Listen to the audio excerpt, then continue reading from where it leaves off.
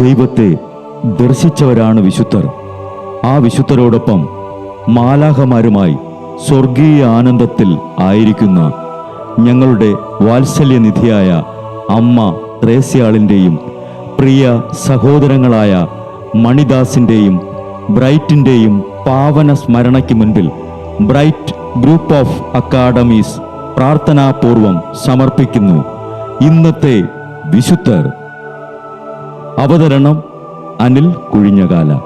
ആശയം മുത്തയ്യൻ ആൻഡ് സെലിൻ പ്രിയ. സംവിധാനം സ്റ്റെനി ആൻഡ് സ്റ്റെനിച്ച്. ഇന്നേ ദിവസം തിരുസഭ മാതൃകയായി നൽകിയ വിശുദ്ധരെ അനുകരിച്ച് പ്രാർത്ഥനയോടെ ആ പാത പിന്തുടരുന്ന നിങ്ങൾക്കേവർക്കും കർത്താവിൻ്റെ തിരുമുഖം ദർശിക്കാൻ കഴിയട്ടെ എന്ന പ്രാർത്ഥനയോടെ ഞാൻ നിങ്ങളുടെ സ്വന്തം ജസ്റ്റിൻ. ഇന്ന് ഏപ്രിൽ 27 വിശുദ്ധ സീത കന്യകയുടെ തിരുനാൾ. ഇറ്റലിയിൽ ലൂക്കായുടെ സമീപം സെഗ്രാദി എന്ന ഗ്രാമത്തിൽ സീത ജനിച്ചു. ഭക്തയും ദരിദ്രയുമായ അമ്മ മകളെ വളരെയേറെ ശ്രദ്ധയോടെയാണ് വളർത്തിക്കൊണ്ടുവന്നത്. തിരിച്ചറിവ് വന്ന നാൾ മുതൽ സീതയെ നേർവഴിയിൽ വളരാൻ ഇത്രമാത്രം പറഞ്ഞാൽ മതിയെന്ന് അമ്മ മകളെ പഠിപ്പിച്ചിരുന്നു. ഇത് ദൈവത്തിന് വളരെ ഇഷ്ടമാണ്, ദൈവ തിരുമനസാണ്. പക്ഷേ അത് ദൈവത്തിന് ഇഷ്ടമല്ല.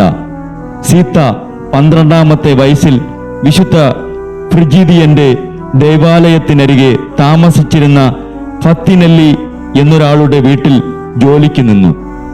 കുടുംബാംഗങ്ങൾ എഴുന്നേൽക്കുന്നതിന് മുൻപേ സീത എഴുന്നേറ്റ് പ്രാർത്ഥിക്കുകയും ദിവസം തോറും വിശുദ്ധ കുർബാനയിൽ പങ്കെടുക്കുകയും ചെയ്തിരുന്നു. പകൽ ജോലി കഴിഞ്ഞ് ദൈവ സാന്നിധ്യ സ്മരണയ്ക്ക് സമയം വേണ്ടുവോളം കണ്ടെത്തിയിരുന്നു.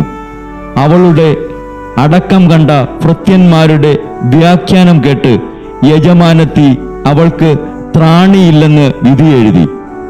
യജമാനന് അവളെ കാണുന്നത് കോപകാരണമായി. അത്യന്തം ശാസിക്കുകയും ക്രൂരമായി പ്രഹരിക്കുകയും ചെയ്തിരുന്നു. എങ്കിലും പിറുപിറുപ്പോ ആവലാതിപ്പെടുകയോ സീത ചെയ്യാതെ എന്നും അവർക്കു വേണ്ടി പ്രാർത്ഥിച്ചു. പിന്നീടൊരിക്കൽ ഒരു പുരുഷ ഭൃത്യൻ സീതയോട് അശ്ലീലമായി സംസാരിക്കുന്നത് കേട്ടിട്ട് അയാളെ പിന്തിരിപ്പിച്ചു വിട്ടു. വർഷം മുഴുവൻ ഉപവസിച്ചിരുന്ന സീത വെറും നിലത്തോ ഒരു പലകയിലോ ആണ് കിടന്നിരുന്നത്.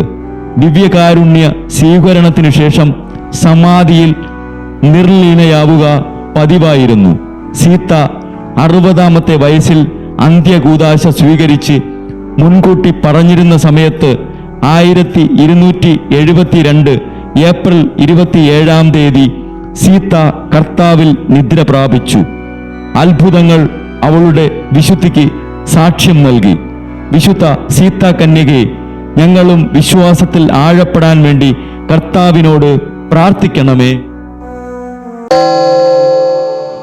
ബ്രൈറ്റ് കുടുംബത്തിൽ നിന്നും കർത്താവ് തൻ്റെ മുന്തിരിത്തോപ്പിലേക്ക് വിളിച്ച് പൗരോഹിത്യം നൽകി അനുഗ്രഹിച്ച റവറൻ ഫാദർ ബിൽ ബ്രൈറ്റും സന്യാസത്തിലേക്ക് വിളിച്ച് അനുഗ്രഹിച്ച് മണവാട്ടിയാക്കിയ സിസ്റ്റർ മരിയ ജോസും വിശുദ്ധരെ അനുകരിച്ച് ഇവിടെ ഈ ഭൂമിയിൽ ആത്മാക്കളെ നേടാനായി ഇരുൾ വീണ താഴ്വരയിലൂടെ നടക്കുമ്പോഴും പൈശാചിക ശക്തികൾ വിടാതെ പിന്തുടർന്ന് പീഡിപ്പിക്കുമ്പോഴും മരണം നിഴലായി കൂടെ നടക്കുമ്പോഴും ദിവ്യകാരുണ്യം എപ്പോഴും ആത്മാവിന് കരുത്തേകും പോലെ തിരുവചനമെന്നും പാതയിൽ വിളക്കായി ജ്വലിച്ച് ആ ജ്വാലയിൽ അനേകായിരം ആത്മാക്കളെ നേടിയെടുക്കാൻ സകല വിശുദ്ധരെ, മാലാഖമാരെ ഇവർക്കു വേണ്ടി എപ്പോഴും കർത്താവിനോട് മാധ്യസ്ഥം വഹിച്ച് പ്രാർത്ഥിക്കണമേ.